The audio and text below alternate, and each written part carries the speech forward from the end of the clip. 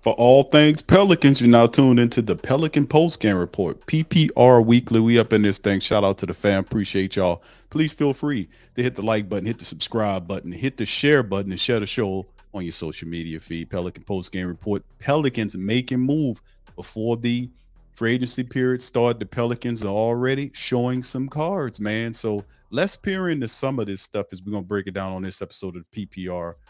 Man, a lot of stuff shaking for the Pels, man, and of course about what's going on with the team. Pelicans decline Herb Jones options, hopeful for a long deal, and of course, I still think the Pelicans are going to make something shake with them with Herb Jones. We just know this is just a business move by the Pelicans. They still want Herb here. This is provided by Lopez and from ESPN, and several other outlets are covering this story as well. Pelicans declined the team option on Herb Jones' contract. Sources confirm ESPN on Thursday, but the team is hopeful of bringing him back on a long-term deal. Now, what that deal will look like, we'll go into that. Jones becomes a restricted free agent with early bird rights, so New Orleans could still have him back in the fold. Herb Jones, 24, was a second-round draft pick for the Pelicans back in 21. He quickly found himself in the starting lineup because of his skills on the defensive side of the ball. He started 135 of a possible 144 games for the Pelicans over the last several years. He's averaged almost 10 points a game, but the defensive end is where he stood out. Jones missed making the all-team. That was, I thought he should have made the all-rookie defensive team. He shot just under 34% from downtown as a rookie and just at 33.5% last season, but did see some improvement on his shot late after a rough start, going 44.4% on the 2.3 attempts per game after the All-Star break. Now, Bobby Marks did mark that the maximum contract that the Pelicans could extend for Jones is a 4-year deal at $53.3 million. So, this is one of the things in the Athletic was the people that first broke the story about New Orleans declining an option on Jones because they want to work on getting a longer term deal. Now, the Pelicans declined a $2.6 million team option on Willy Hernangomez. Now, before we get into Willy Hernangomez, we knew that was coming because we know Billy wanted to go. But the Herb Jones situation, 4 years at $53.3 million for Jones. Do you guys like that? Does that sound like something that you guys would favor from a contract standpoint? Herb Jones is one of these young building blocks the Pelicans were able to cultivate into a serious player for them to help them on the defensive side of the ball. He's the most consistent defender that we have. And usually when guys ball out, you got to reward them. So $53.3 million for 4 years for Herb Jones. How you liking that one? Now, Willy Hernangomez, he declined to extend a qualifying offer. His $2.6 million team option, Pelicans declined that. So that makes him an unrestricted free agent. And also, we knew that something would happen with Jaxson Hayes. Jaxson Hayes, a deal, the Pelicans declined to extend a qualifying offer to Jaxson Hayes. Remember that $7.7 million, that was hovering about that? The Pelicans said, no, you can keep that.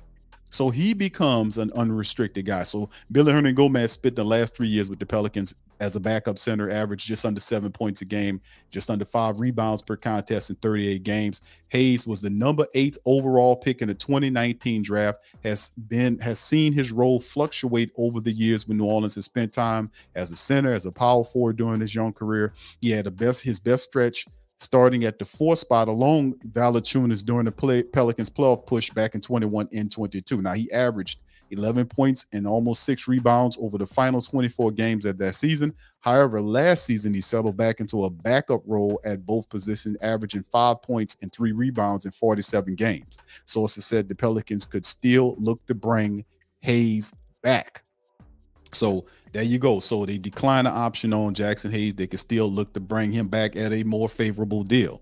And if that's not it, New Orleans also pushed back a guaranteed deadline on the contract of one Garrett Temple. Sources told ESPN the 37-year-old Temple, a native of nearby Baton Rouge, is set to make $5.4 million next season and originally had a guaranteed date of Thursday. The Pelicans and Temple agreed to push the date back to July the 7th. Pelicans will pick up Najee Marshall's $1.9 million team option for the 23-24 season, according to Will Guillory of The Athletic.